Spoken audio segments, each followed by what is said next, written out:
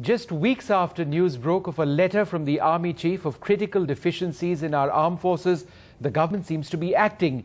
Two major defence deals, together worth close to 6,000 crore rupees, now seem to be on the cards. On the programme tonight, is the government finally listening to the forces?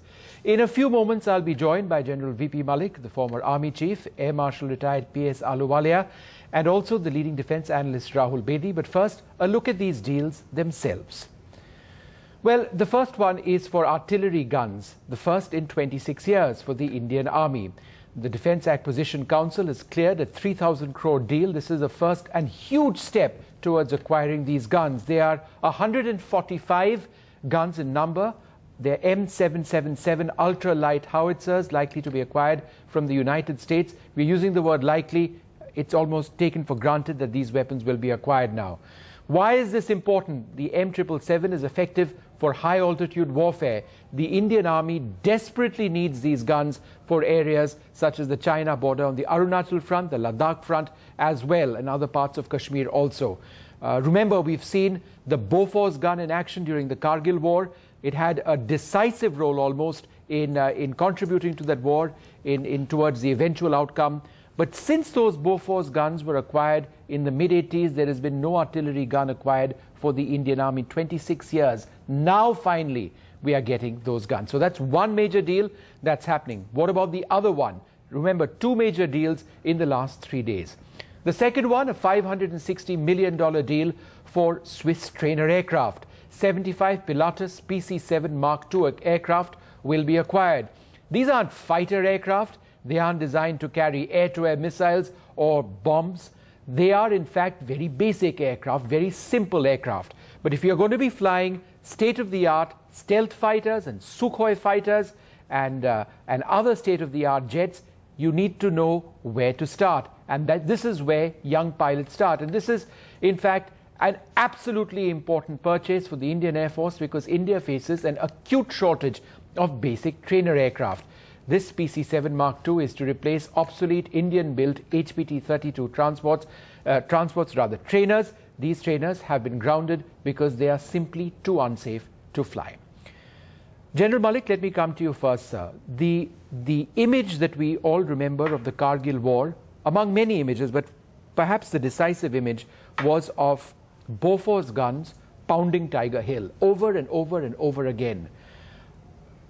So forget about the Kargil war. Since these guns were acquired in the mid-80s, we've not acquired any artillery guns. This is despite so many army chiefs, including you, telling the Defence Ministry, the Defence Minister, that look, we need this firepower.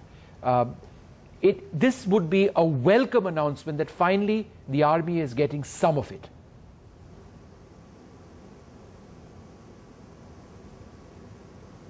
Yeah, it is a welcome announcement, no doubt, and we need those ultra-light howitzers for which the deal is going to be signed.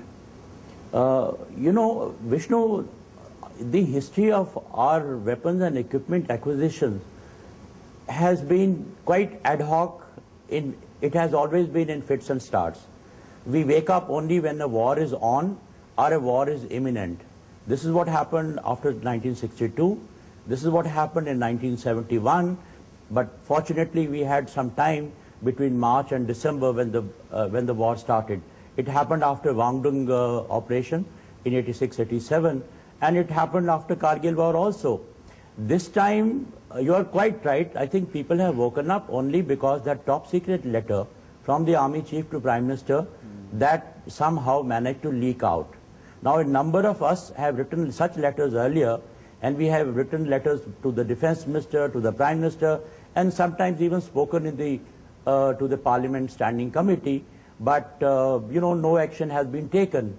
But I'm glad if the Ministry has at last woken up because of that letter and because of some other controversies we had during these last few months. Right. And let me assure you that the weapons that we are buying now are very much required. They are badly needed in the mountains, and as you said quite rightly, Bofors were an extremely successful gun during Kargil war. The only problem with that gun is that it cannot be airlifted which is required for mobility in the mountains.